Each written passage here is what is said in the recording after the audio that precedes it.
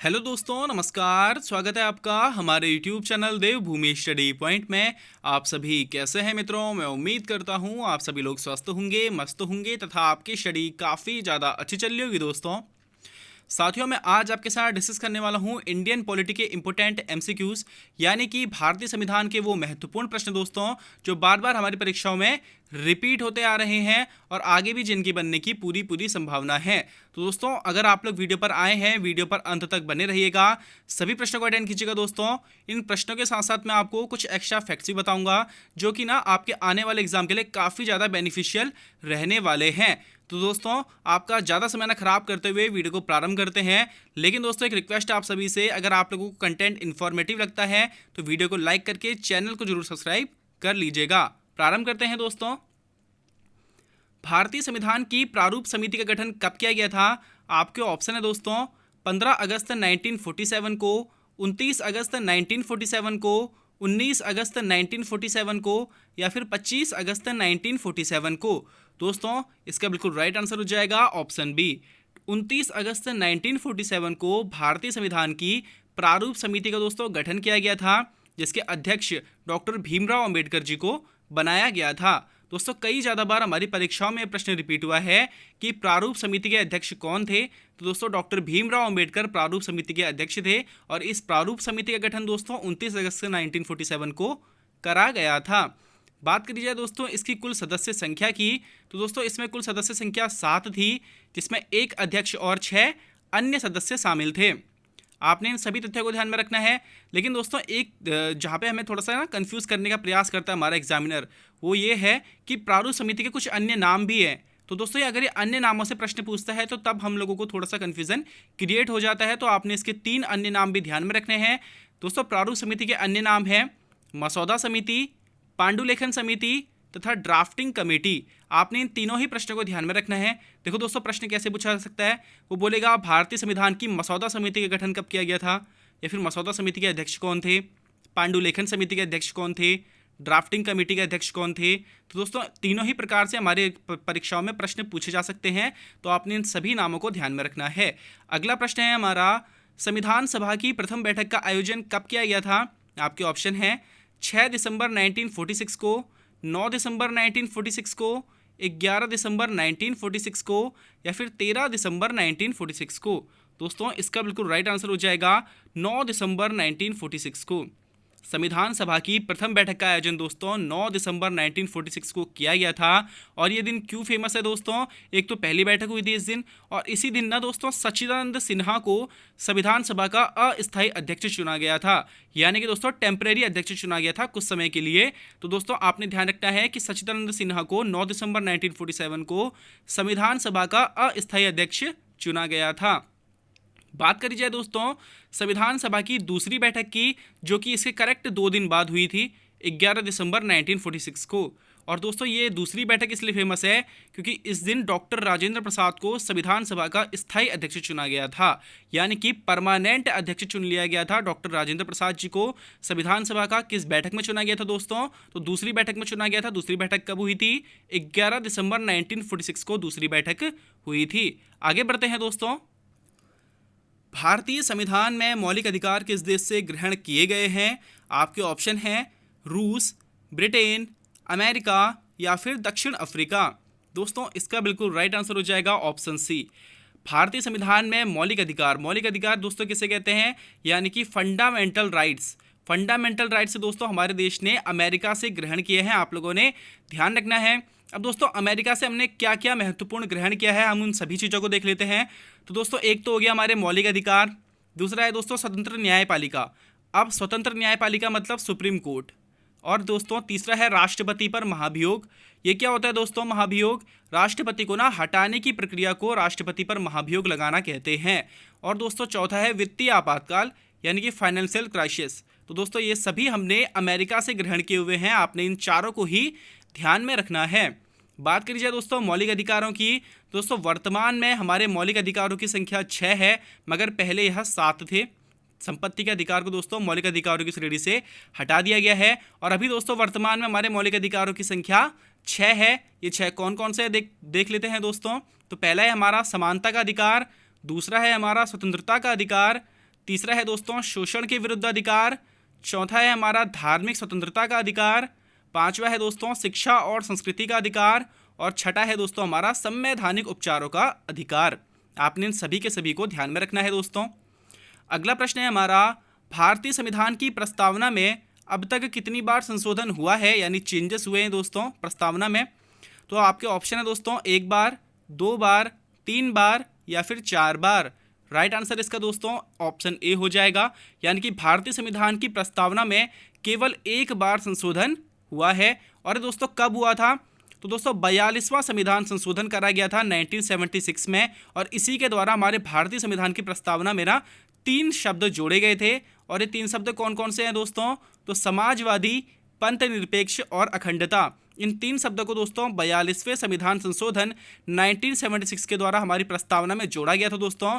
और बात करी जाए दोस्तों 42वें संविधान संशोधन की, दोस्तों इसे लघु संविधान भी कहते हैं। आपने इन सभी प्रश्नों को ध्यान में रखना है, काफ़ी ज़्यादा बार रिपीट हमारी परीक्षाओं में हमें देखने के लिए मिले हैं। आगे बढ़ते हैं दोस्तों।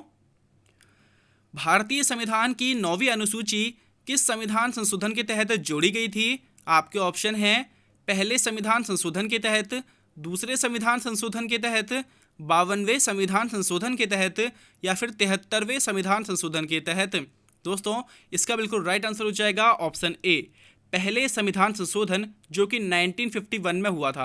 दोस्तों पहला संविधान में संशोधन करा गया था पहली बार, और वो करा गया था 1951 में, और इसी के तहत दोस्तों हमारे भारतीय संविधान में ना 9वीं अनुसूची को जोड़ा गया था।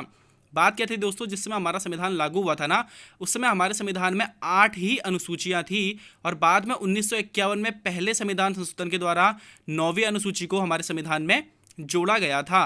और दोस्तों क्या था इस 9वीं अनुसूची के तहत, दोस्तों सरकार को नियम बनाने की अधिकारिता यानी कि अथॉरिटी दी गई थी।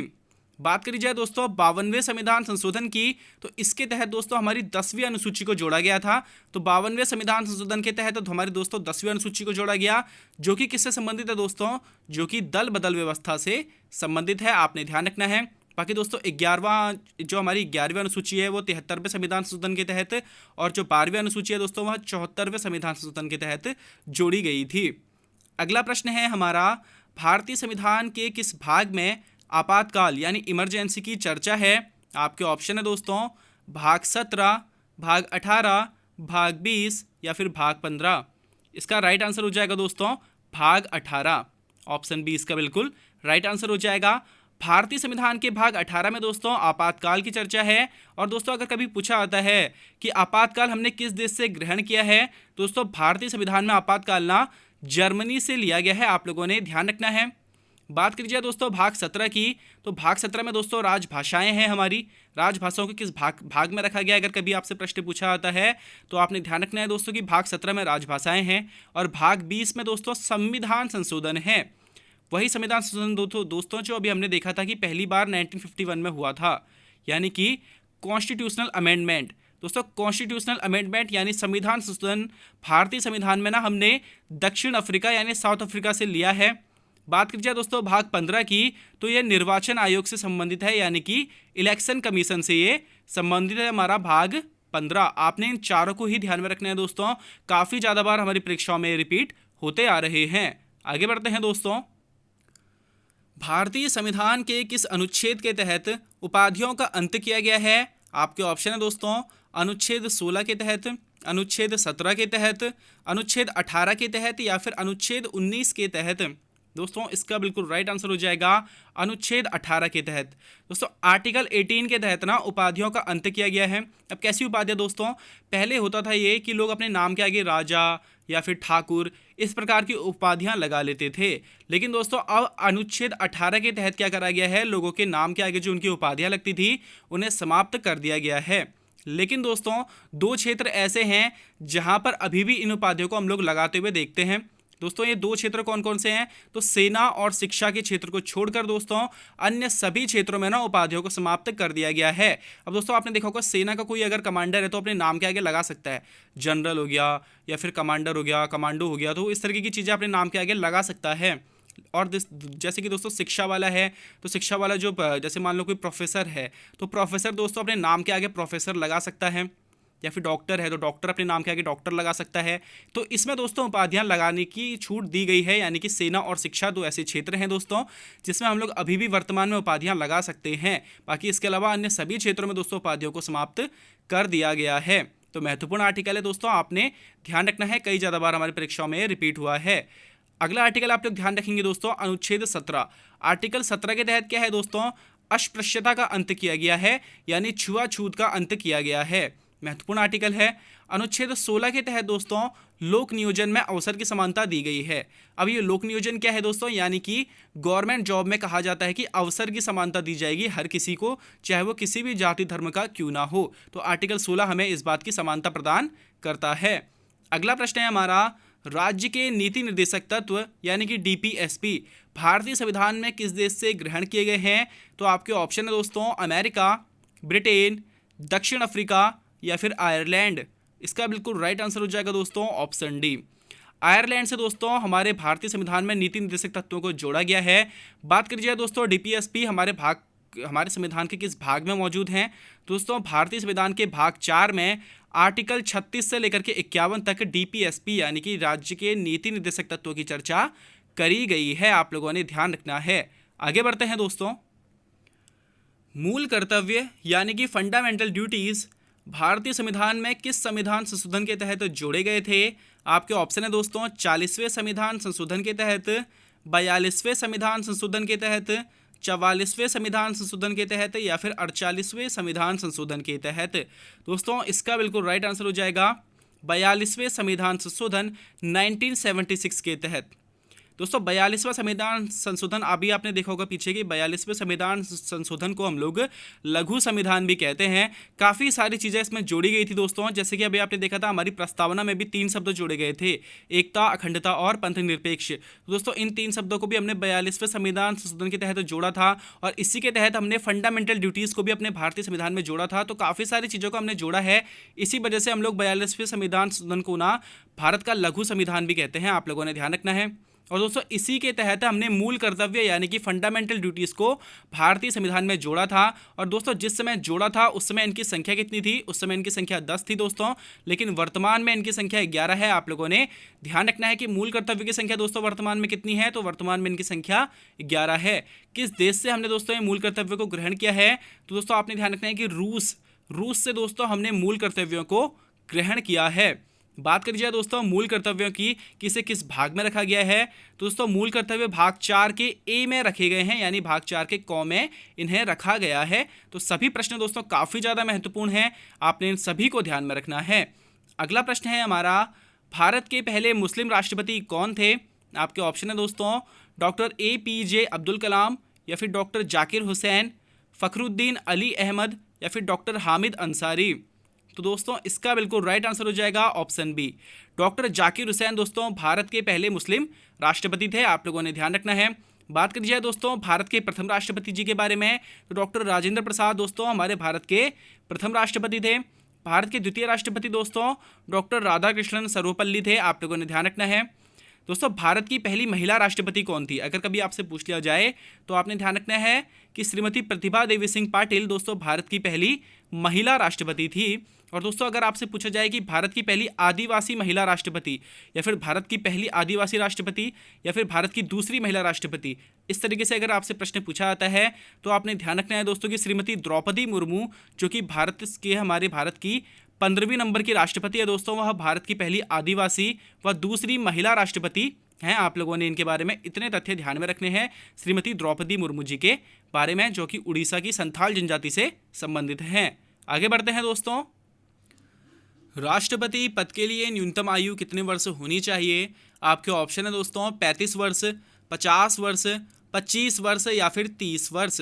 दोस्तों इसका बिल्कुल राइट आंसर हो जाएगा ऑप्शन ए, 35 वर्ष दोस्तों आपकी न्यूनतम उम्र होनी चाहिए राष्ट्रपति पद के लिए। तथा अधिकतम आयु की चर्चा दोस्तों हमारे भारतीय संविधान में नहीं करी गई है, यानी कि आपकी एक राष्ट्रपति बनने की जो कम से कम उम्र है दोस्तों वह 35 वर्ष होगी और अधिक से अधिक कितनी है इस बारे में चर्चा नहीं करी गई है। बात करी जाए दोस्तों राष्ट्रपति के पद की, तो अनुच्छेद 52 के तहत राष्ट्रपति का एक पद होगा, भारत का एक राष्ट्रपति होगा, इस बारे में प्रावधान किए गए हैं। तथा दोस्तों राष्ट्रपति को ना अनुच्छेद 61 यानी अनुच्छेद 61 के तहत महाभियोग लगाकर पद से हटाया जा सकता है, आप लोगों ने ध्यान रखना है। बात करी जाए दोस्तों लोकसभा का सदस्य बनने के लिए न्यूनतम उम्र कितने वर्ष होनी चाहिए, तो दोस्तों लोकसभा का सदस्य या फिर हम लोग विधानसभा का सदस्य भी अगर बोलें तो दोस्तों लोकसभा और विधानसभा का सदस्य बनने के लिए न्यूनतम उम्र आपकी 25 वर्ष होनी चाहिए, जबकि राज्यसभा व विधान परिषद का सदस्य बनने के लिए दोस्तों आपकी न्यूनतम उम्र 30 वर्ष होनी चाहिए। आपने इन सभी उम्रों को ध्यान में रखना है, कई ज़्यादा बार हमारी परीक्षाओं में ये रिपीट होते आ रहे हैं। अगला प्रश्न है दोस्तों महान्यायवादी यानी कि अटॉर्नी जनरल ऑफ इंडिया की चर्चा भारतीय संविधान के किस अनुच्छेद में करी गई है। आपके ऑप्शन है दोस्तों अनुच्छेद 75 में, अनुच्छेद 76 में, अनुच्छेद 77 में या फिर अनुच्छेद 78 में। दोस्तों इसका बिल्कुल राइट आंसर हो जाएगा आर्टिकल 76 में। अनुच्छेद 76 के तहत दोस्तों भारत के महान्यायवादी की चर्चा करी गई है भारतीय संविधान में। अब दोस्तों ये महान्यायवादी होता क्या है, दोस्तों एक केंद्र सरकार का ना प्रथम विधि अधिकारी यानी कि कानून अधिकारी होता है, पहला केंद्र सरकार का ये पहला कानून अधिकारी होता है। आप लोगों ने ध्यान रखना है, यानी कि केंद्र सरकार को अगर कोई भी काम करना है तो वो कानून के दायरे में रह करके करना होता है। उसी के बारे में सारी चर्चाएं जो करते हैं वो किससे करेंगे दोस्तों, महान्यायवादी से करेंगे, जो कि कानून का अच्छा खासा ज्ञाता होता है। बात करिए दोस्तों भारत के वर्तमान महान्यायवादी कौन है, तो दोस्तों भारत के वर्तमान महान्यायवादी आर वेंकटरमणी हैं, जो कि भारत के 16वें क्रम के महान्यायवादी हैं। आप लोगों ने इन सभी तथ्यों को ध्यान में रखना है। आगे बढ़ते हैं दोस्तों, भारतीय संसद में शून्यकाल किस समय होता है। आपके ऑप्शन है दोस्तों 10 से 11 बजे, 11 से 12 बजे, 12 से 1 बजे या फिर इनमें से कोई नहीं। तो दोस्तों इसका बिल्कुल राइट आंसर हो जाएगा 11 से 12 बजे। दोस्तों संसद का जो पहला घंटा होता है ना वो प्रश्नकाल कहलाता है, दोस्तों वो 11 से 12 बजे तक चलता है। लेकिन दोस्तों अगर शून्यकाल की बात करी जाए तो दोस्तों संसद में शून्यकाल दोपहर 12 बजे से 1 बजे तक चलता है। तो दोस्तों इसका बिल्कुल राइट आंसर हो जाएगा ऑप्शन सी, 12 से 1 बजे तक दोस्तों भारतीय संसद में शून्यकाल का समय होता है दोस्तों। और संसद का जो पहला घंटा होता है वो प्रश्नकाल कहलाता है, जो कि 11 से 12 बजे तक चलता है। और प्रश्नकाल के समाप्त होने के बाद दोस्तों शून्यकाल प्रारंभ होता है, जो कि दोपहर 12 बजे से 1 बजे तक चलता है। कई ज़्यादा बार दोस्तों हमारी परीक्षाओं में शून्यकाल और प्रश्नकाल आते हैं और कई ज़्यादा बार हमें कंफ्यूज करते हैं, तो आप लोगों ने इसे जरूर ध्यान रखना चाहिए। अगला प्रश्न है दोस्तों, संसद की प्रक्रिया में तारांकित प्रश्न होते हैं केवल लिखित, केवल मौखिक, लिखित व मौखिक दोनों या फिर इनमें से कोई नहीं।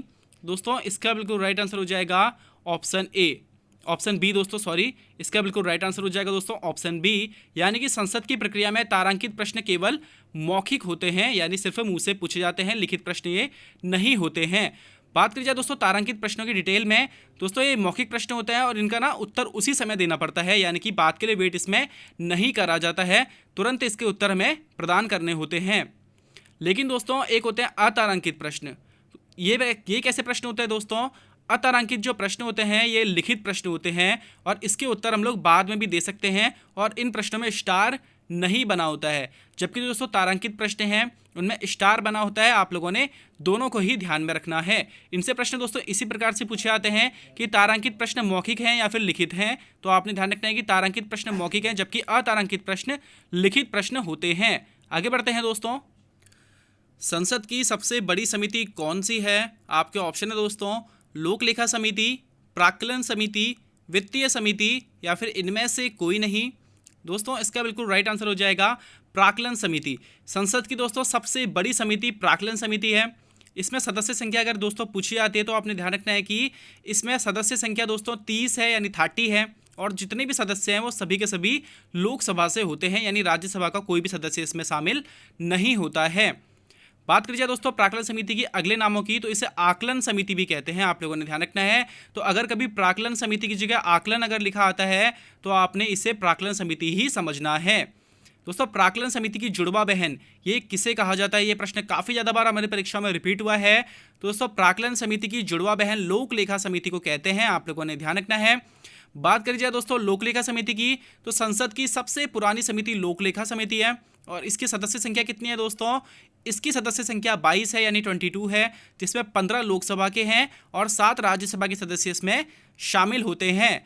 दोस्तों आपने देखा दोनों में डिफरेंस कि अगर आपसे पूछा है संसद की सबसे बड़ी समिति, तब आपने ध्यान रखना है दोस्तों प्राक्कलन समिति होती है जिसकी सदस्य संख्या 30 है और सभी सदस्य लोकसभा से होते हैं। लेकिन दोस्तों अगर आपसे बोला जाए संसद की सबसे पुरानी समिति, दोस्तों वो लोक लेखा समिति है और इसकी सदस्य संख्या 22 है, जिसमें 15 लोकसभा से और 7 राज्यसभा से आते हैं। आपने दोनों के ही डिफरेंस को समझना है और दोनों को ही ध्यान में रखना है, कंफ्यूज बिल्कुल भी नहीं होना है। अगला प्रश्न है दोस्तों, संविधान का अभिभावक किसे कहा जाता है? आपके ऑप्शन है सुप्रीम कोर्ट, संसद को, प्रधानमंत्री को या फिर राष्ट्रपति को। इसका बिल्कुल राइट आंसर हो जाएगा दोस्तों ऑप्शन ए, सुप्रीम कोर्ट को दोस्तों संविधान का अभिभावक कहते हैं। आप लोगों ने ध्यान रखना है। दोस्तों संविधान में सुप्रीम कोर्ट की चर्चा आर्टिकल 124 के तहत करी गई है, यानी कि सुप्रीम कोर्ट का गठन किस आर्टिकल के तहत किया गया है अगर आपसे पूछा जाता है तो अनुच्छेद 124 के तहत दोस्तों सुप्रीम कोर्ट का गठन किया गया है। और इसका गठन किया किस दिन गया था दोस्तों? तो 28 जनवरी 1950 को हमारे सुप्रीम कोर्ट का गठन किया गया था। कुछ प्रश्न पूछे जाते हैं दोस्तों, जैसे कि सुप्रीम कोर्ट में किस भाषा का प्रयोग किया जाता है? ऑप्शन में हमें मिलता है अंग्रेजी भाषा, हिंदी भाषा, अंग्रेजी व हिंदी दोनों, या फिर मौखिक भाषा, या फिर कोई भी अन्य भाषा इसमें आ जाएगी दोस्तों। तो इसका बिल्कुल राइट आंसर हो जाएगा दोस्तों अंग्रेजी भाषा। सुप्रीम कोर्ट में ना केवल अंग्रेजी भाषा का ही प्रयोग किया जाता है, आप लोगों ने ध्यान रखना है। जबकि हाई कोर्ट में अंग्रेजी व हिंदी दोनों में हम लोग केस लड़ सकते हैं, यानी दोनों ही भाषा का हम लोग प्रयोग कर सकते हैं। दोस्तों सुप्रीम कोर्ट के प्रथम मुख्य न्यायाधीश कौन थे, यानी कि chief justice of India supreme court के पहले कौन बने थे दोस्तों? तो एच.जे. कानिया, यानी हीरालाल जे कानिया जी सुप्रीम कोर्ट के पहले मुख्य न्यायाधीश थे। और सुप्रीम कोर्ट के वर्तमान में मुख्य न्यायाधीश कौन है दोस्तों?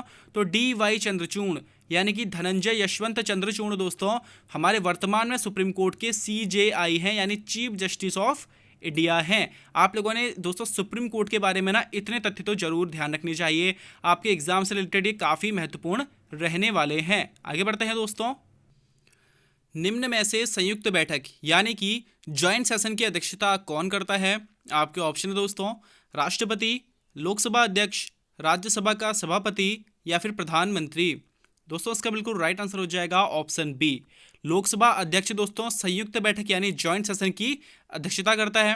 अगर आपसे पूछा जाता है दोस्तों कि संयुक्त बैठक बुलाते कौन है, दोस्तों संयुक्त बैठक राष्ट्रपति बुलाते हैं, आप लोगों ने ध्यान रखना है। भारतीय संविधान के किस आर्टिकल में संयुक्त बैठक की चर्चा करी गई है दोस्तों? तो संयुक्त बैठक की चर्चा भारतीय संविधान के आर्टिकल 108 में करी गई है, आप लोगों ने इसे भी ध्यान में रखना है। किस देश से हमने इसको ग्रहण किया है? तो दोस्तों संयुक्त बैठक को हमने ऑस्ट्रेलिया से ग्रहण किया है। आप लोगों ने इन चारों ही प्रश्नों को ज्वाइंट सेशन यानी कि संयुक्त बैठक से ध्यान में रखना है। ये सभी प्रश्न दोस्तों हमारी परीक्षाओं में बार बार पूछे जाते रहे हैं। अगला प्रश्न है हमारा, राज्य विधानमंडल की चर्चा किस अनुच्छेद के तहत की गई है? आपके ऑप्शन है दोस्तों अनुच्छेद 169, अनुच्छेद 170, अनुच्छेद 168 या फिर अनुच्छेद 165। दोस्तों इसका बिल्कुल राइट आंसर हो जाएगा ऑप्शन सी, अनुच्छेद 168 के तहत दोस्तों राज्य विधानमंडल की चर्चा करी गई है। अब दोस्तों विधानमंडल होता क्या है? जिस प्रकार से ना दोस्तों हमारे सेंट्रल गवर्नमेंट के पास संसद होती है दोस्तों, उसी प्रकार हमारे राज्यों में विधानमंडल होता है, आप लोगों ने ध्यान रखना है। और इसकी चर्चा दोस्तों आर्टिकल 168 के तहत करी गई है। आर्टिकल 169 में दोस्तों विधान परिषद की चर्चा करी गई है और आर्टिकल 170 में दोस्तों विधानसभा की चर्चा करी गई है। आपने इन तीनों ही को ध्यान में रखना है दोस्तों, कई ज़्यादा बार हमारे एग्जाम में ये पूछे जाते हैं। बात करी जाए दोस्तों राज्य विधानमंडल के कितने अंग होते हैं, जिस प्रकार से दोस्तों संसद के 3 अंग होते हैं। आप सभी जानते होंगे कि हमारी भारतीय जो संसद है इसके 3 अंग होते हैं दोस्तों, लोकसभा, राज्यसभा और राष्ट्रपति। उसी प्रकार दोस्तों राज्य विधानमंडल के 3 अंग होते हैं, विधान परिषद, विधानमंडल और राज्यपाल। तो आपने इन सभी प्रश्नों को ध्यान में रखना है, आपके एग्जाम में बनने की इनकी पूरी संभावना है। आगे बढ़ते हैं दोस्तों।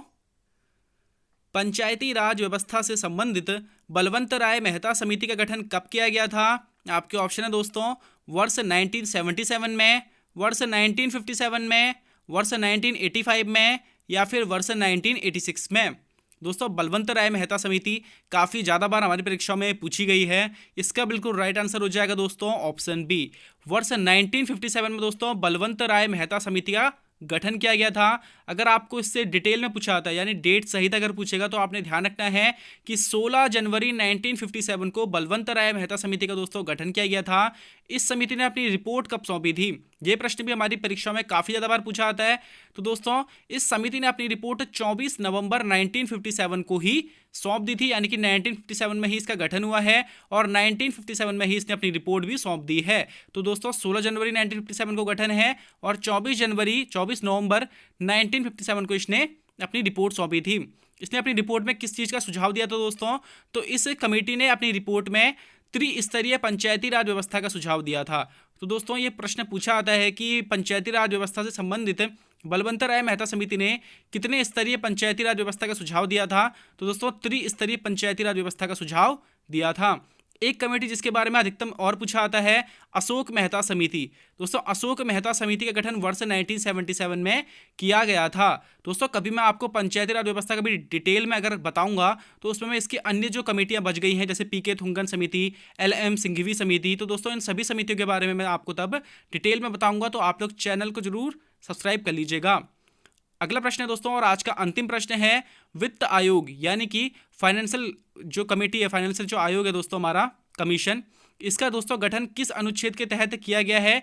वित्त आयोग का गठन दोस्तों किस अनुच्छेद के तहत किया गया है, आपका प्रश्न है। और आपके ऑप्शन है दोस्तों आर्टिकल 324 के तहत, आर्टिकल 285 के तहत, आर्टिकल 280 के तहत या फिर आर्टिकल 250 के तहत। दोस्तों इसका बिल्कुल राइट आंसर हो जाएगा ऑप्शन सी, आर्टिकल 280 के तहत दोस्तों वित्त आयोग का गठन किया गया है। इसका गठन दोस्तों करते कौन है?